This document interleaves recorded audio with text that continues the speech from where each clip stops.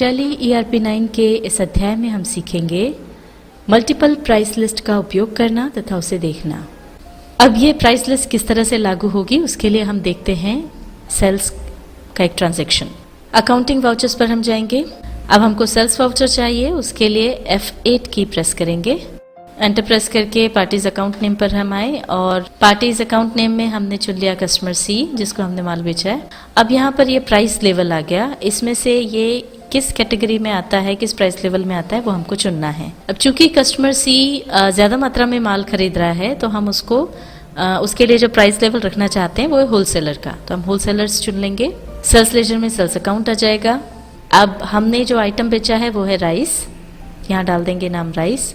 350 kilo हमने rice बेचा है, क्वांटिटी आ गई 350 kg। अब जैसे ही हम एंटर प्रेस करेंगे तो हमारी प्राइस लिस्ट के हिसाब से ये देखिए यहाँ पर रेट आ गया 36 रुपीज़ पर kg, डिस्काउंट आ गया 2%।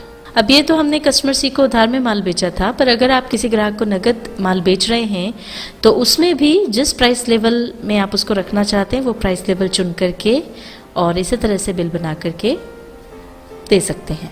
अब इसको कंट्रोल A से हम एक्सेप्ट कर लेंगे। अभी हमने हमारे एक पुराने ग्राहक कस्टमर C को उधार माल बेचा था, उसकी हमने एंट्री देखी और साथ ही ये भी समझा कि अगर कैश में हम माल किसी ग्राहक को बेचेंगे तो प्राइस लेवल किस तरह से चुनेंगे।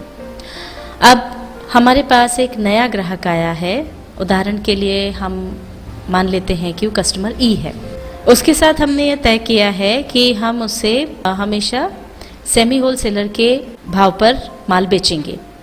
तो अब उसकी सेल्स में एंट्री किस तरह से होगी आइए ये देखते हैं। आगे आ जाएंगे पार्टीज अकाउंट नेम पर। अब यहाँ पर देखिए ये कस्टमर E का लेजर यहाँ नहीं है तो हम कस्टमर E का लेजर बना लेंगे। ऑल्ट C प्रेस करेंगे, यहाँ पर नेम में हम डाल देंगे कस्टमर E। आगे आएंगे, अब ये बनेगा सन्ड्री डेटर्स ग्रुप के अंतर्गत, तो यहाँ अंडर में हम सन्ड्री डेटर्स ग्रुप ले लेंगे। अब यहाँ पर प्राइसिंग लेवल एप्लीकेबल ये ऑप्शन आ रहा है तो यहीं पर हमको चुनना है।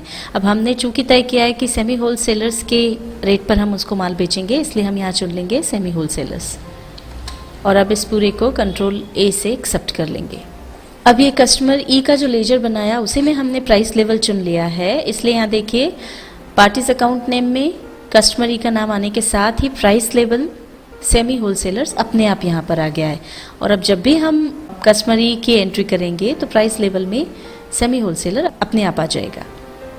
एंटर प्रेस करेंगे, सेल्स अकाउंट आ जाएगा। यहाँ पर नेम ऑफ आइटम में मान लीजिए हमने शुगर बेची 100 kg शुगर हमने बेची, तो देखिए सेमी होलसेलर्स के लिए जो भी रेट है वो यहाँ पर आ गया है और डिस्काउंट हमने 2% दिया है वो भी यहाँ पर आ गया है।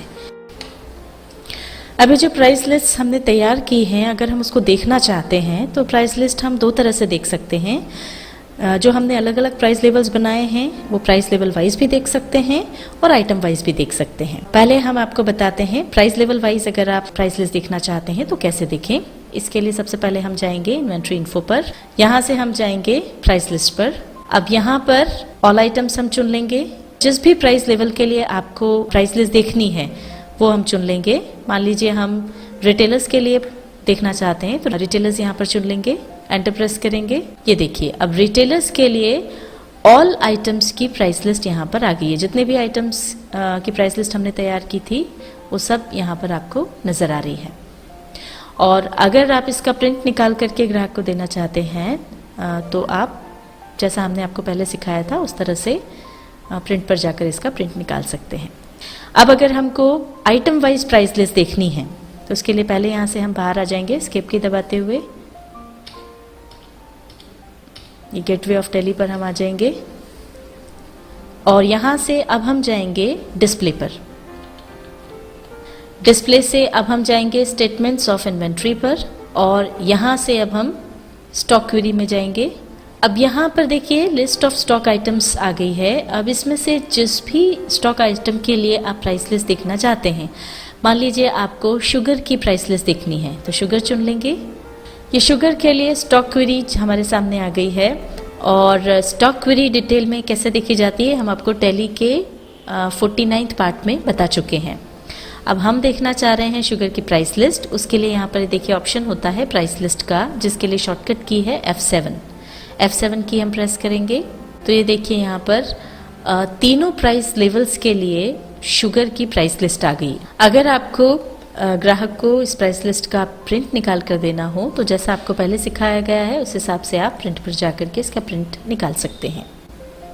अब यहाँ पर आप देख सकते हैं राइट हैंड साइड पर आपको एक ऑप्शन मिलता है आइटम का, जिसका शॉर्टकट की F4 है।